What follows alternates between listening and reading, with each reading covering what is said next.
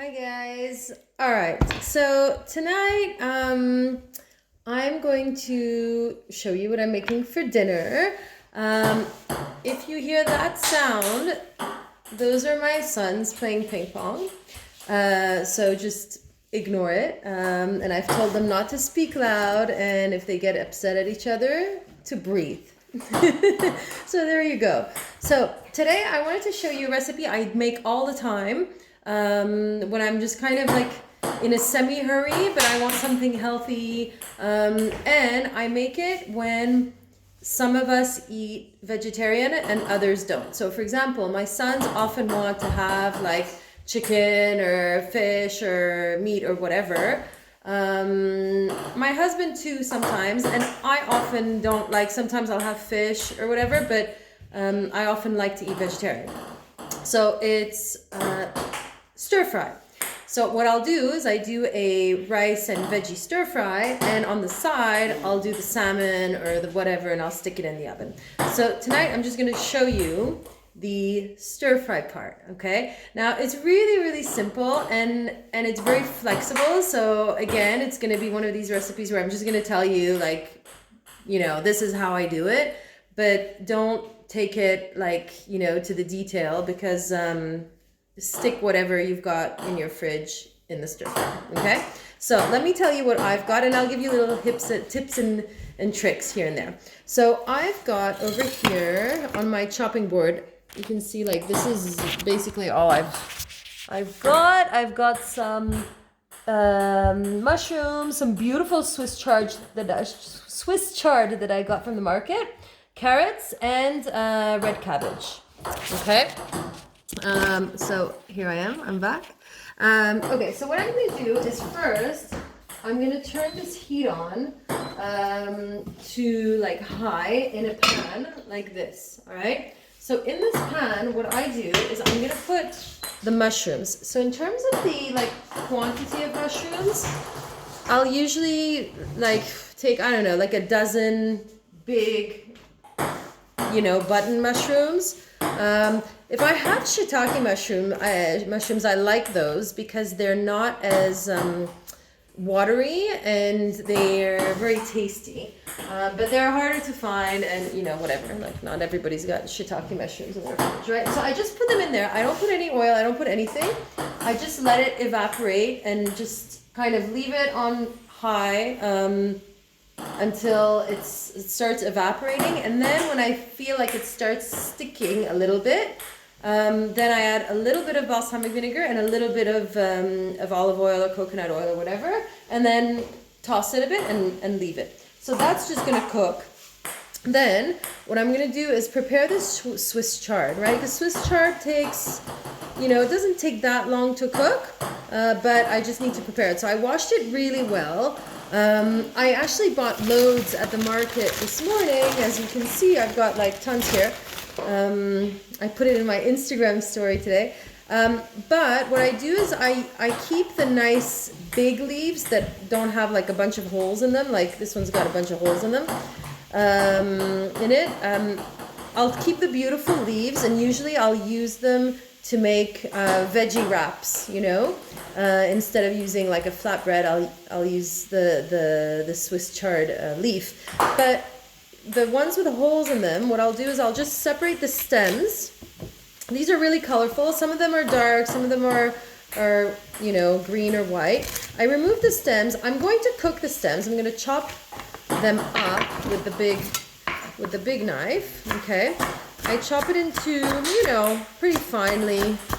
I don't really like having big chunks of it. If you don't have Swiss chard, bok choy works really well. Spinach works really well. Swiss chard is kind of somewhere between spinach and kale, I guess.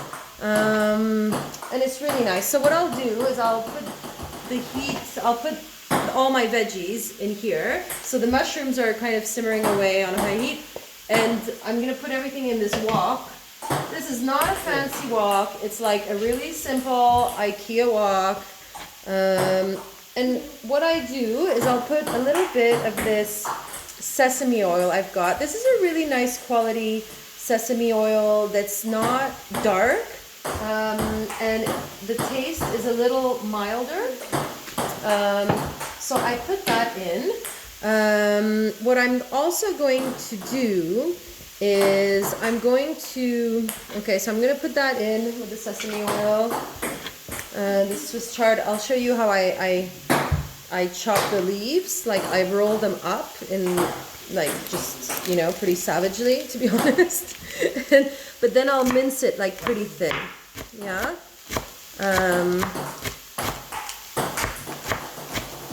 And I've got a really good knife. I use these knives from this company called Global. It's a brand of, like, you guys maybe have heard of it. Really good knives. They're just amazing. But whatever, I use like IKEA knives for a large part of my life, and those are fine too, as long as you keep them sharp. So there you go. So I'll mince this. You know, you could also use kale. But I find that like kale tastes a bit too cabbagey for stir fry, whatever. Then again, I'm going to put some red cabbage too, so, you know, as you want. So I stick that in there. I can see that these mushrooms are kind of starting to, you know, dry up. So I toss them, put them back in there. Now I'm going to take this red cabbage and I'm going to finely cut it.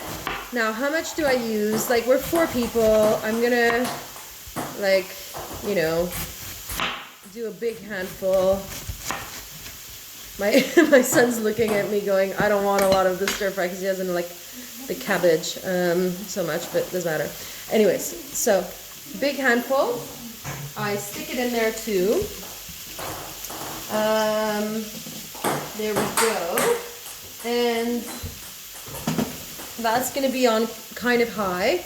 Now, carrots. You know how I do it with the carrots? I'm not too bothered because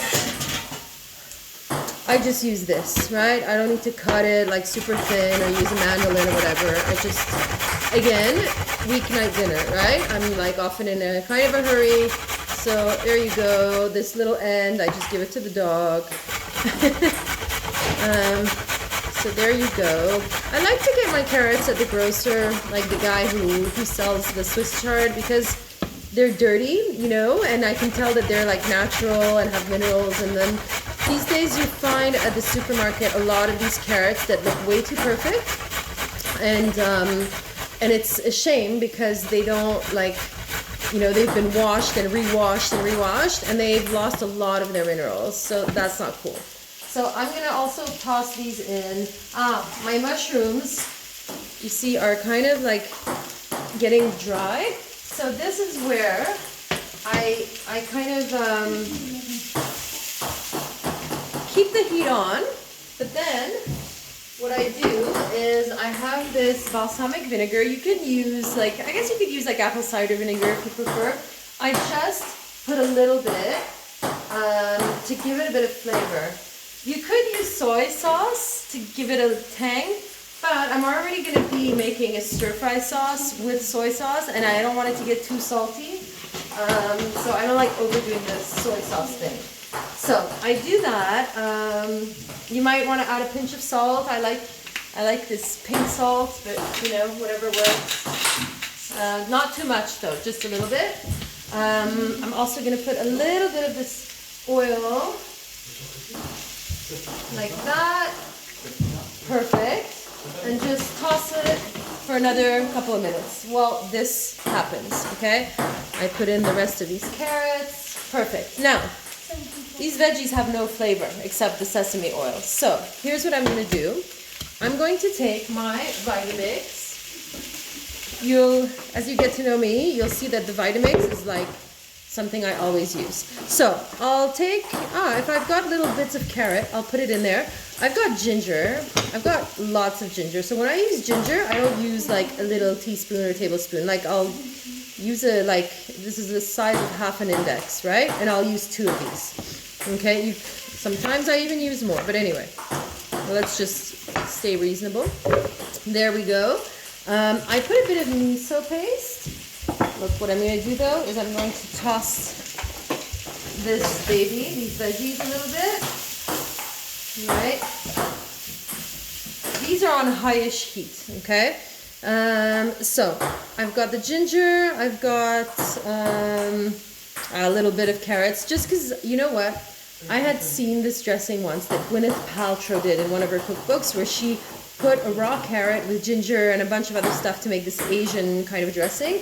And ever since, I feel like it works really, really well. I find putting in like half a carrot when you're making an Asian dressing or stir-fry sauce works really nicely. Gives it a nice sweet taste and a bit of a crunch and extra vitamins. So this miso paste, I just put a little bit. This is dark miso. So I don't put a ton. If I had white miso, I would probably put a little bit more. So this is like a tablespoon. I also put garlic. So here you go. My garlic, what I usually do, little hack, when I'm to take off the skin of the garlic, I'm going to take the dog just came back from a walk. Guys, can you just keep him away from here, please? Thank you. I'm going to take this and I'm going to smash it onto the garlic, and then the skin just comes off like really quickly. Yeah? But anyways, so the skin is off. I'm going to toss that into the ginger mixture over here, and I'm going to put soy sauce. I've got 2 good tablespoons. Sesame oil, this one. So because it's a milder kind of tasting sesame oil, I don't put a ton. If you've got like the really dark one, you might want to put a little bit less. So there we go. I'm going to add a little bit of water. When I put water, I put about like as much water as there is soy sauce. Okay? So I mix this in. Up. There we go. Won't be long. I'm just mixing. Oh, the dog is in the kitchen, guys. Get the dog out of the kitchen. You know, 'cause it's a problem. Okay, so I'm